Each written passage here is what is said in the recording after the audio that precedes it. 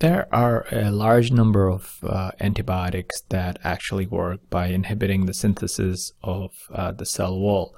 So obviously these inhibitors are selectively toxic to bacteria because mammalian cells don't have the cell wall. Now, as I mentioned, there are many antibiotics in this category. A large number of them are actually beta-lactams, and these include penicillins, cephalosporins, monobactam, and carbapenem. All of these have the beta-lactam ring, which I'll talk about later. Others that fall into this category inhibit the cell wall synthesis through other targets, and these are vancomycin, fosfomycin, cycloserine, and bacitracin. All the antibiotics that we will see that inhibit the cell wall synthesis end up having a bactericidal activity on the bacteria. Invariably, that causes cell death in bacteria. And I'll explain, or at least I'll provide one theory behind why inhibitors of cell wall synthesis have a bactericidal effect. So let's just look at the cell wall. Again, we've talked about this a little bit before, but just to review, as you know, the cell wall provides a shape to bacteria, provides a level of rigidity to bacteria so that the shape is maintained, and that's how we're able to identify rod-shaped and cocci bacteria. The cell wall also protects the bacteria from changes in osmotic pressure, and therefore the bacteria is able to survive in different types of environments. Now we have a gram-positive bacteria and gram-negative bacteria, and we've talked about this before. They both have the cell wall, but there are a few things that are different. The cell wall is the same; it's made up of the same components, which is peptidoglycan. The difference being that in gram-positive, the cell wall is much thicker than in gram-negative. Gram-negative has a much thinner cell wall, but that's compensated by having an extra outer lipid layer, as you know, that's made up of LPS.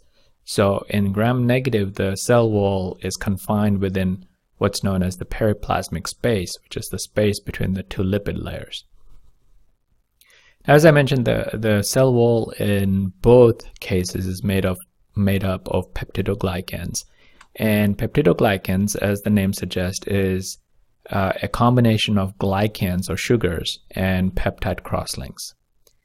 The two major sugars involved in this cell wall synthesis are N-acetylglucosamine or NAG and N-acetylmuramic acid or NAM. So I'll just basically use the abbreviations NAG and NAM to refer to this glycan. So essentially NAG and NAM are the building blocks of the cell wall. And I already mentioned that gram-positive have a much thicker, it's about 50 to 100 times thicker than the cell wall in gram-negative. Now what I'm going to do is focus on how the cell wall is put together and then explain in detail how the building blocks are placed in the cell wall. The cell wall synthesis proceeds in three stages. And these stages are the cytoplasmic stage, where the NAG and NAM glycans or sugars are synthesized. So the building blocks are synthesized. And then there are two antibiotics that inhibit cell wall synthesis at this stage, and these are cycloserine and fosfomycin. And again, I'm going to explain all that in detail in a minute. The second stage is where these building blocks are put together and they're transferred outside of the cell membrane, and they're put together to build the glycan layers. And there are two inhibitors that inhibit this stage, and these are bacitracin and vancomycin. And finally, we have an extracellular stage where cross-linking occurs. And this is where the neighboring glycans are cross-linked with each other by a peptide linkage. And this is the target, that stage is the target of all beta-lactams, as I will show you. So now let's go ahead and look at each of the stages in detail, and I'm going to provide some animations to help you understand that. Let's start with stage 1. Again, remember, this is where we're going to build the building blocks themselves, the glycans, NAG and NAM. We're going to put them together at this stage. So in this stage, we have the first glycan, the NAG, which is N-acetylglucosamine, that's being made, and it's made from glucose actually. So glucose by many multiple steps is converted to NAG. NAG is then converted to UDP-NAG, where a molecule of UTP used to have a fusion of UDP-NAG. UDP-NAG is then converted to UDP-NAM, which is the second sugar that we're going to use. Now this conversion of UDP-NAG to UDP-NAM is catalyzed by an enzyme known as enol pyruvate transferase. And this enzyme essentially takes a molecule of enol pyruvate and attaches it to UDP-NAG, and we get UDP-NAM. UDP-NAM is then conjugated to 3 amino acids or a tripeptide. So we get a UDP-NAM tripeptide. And these amino acids are L-alanine, D-glutamate, and L-lysine. And you don't need to worry about these 3 amino acids, but what we need to know are the 2 other amino acids. So UDP-NAM tripeptide is then converted to UDP-NAM pentapeptide, where 2 additional amino acids are attached, a pair of amino acids are attached. And these I have highlighted in different color because we do need to know those because they're functionally important when it comes to inhibition of cell wall synthesis with certain antibiotics. So finally we get this UDP-NAM that has pentapeptide or 5 amino acids attached to it, and that's the abbreviation we're going to use. So where do these 2 amino acids come from? Let's look at that. So these are D-alanine, D-alanine, 2 amino acids that are attached at the final stage. And as you know, most of the amino acids available in the environment are in the L form. So bacteria has L-alanine available to it. It will simply convert that L-alanine to D-alanine, and then it will conjugate 2 molecules of D-alanine to get this dipeptide, which it will use to attach to already a tripeptide that's there to give you the pentapeptide or 5 amino acids attached to the NAM. So in that pathway, the action of racemase is important. But in any case, let's see. First, the dipeptide will be attached and we get this pentapeptide. So now let's talk about inhibitors. So there are 2 potential places where we can shut down this stage of cell wall synthesis.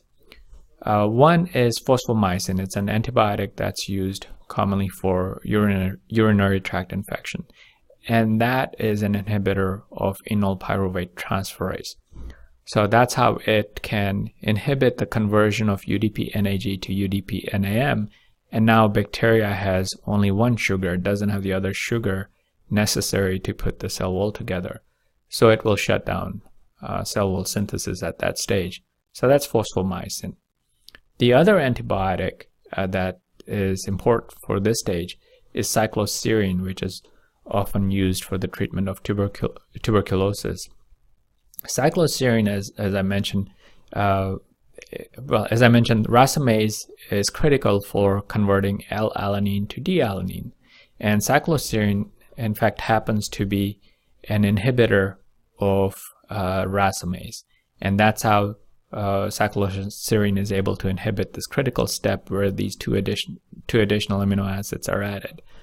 Without these 2 alanines, the cell wall will not be able to put together. So that's a critical step. So there are 2 antibiotics that you need to remember that inhibit the cell wall synthesis at stage 1.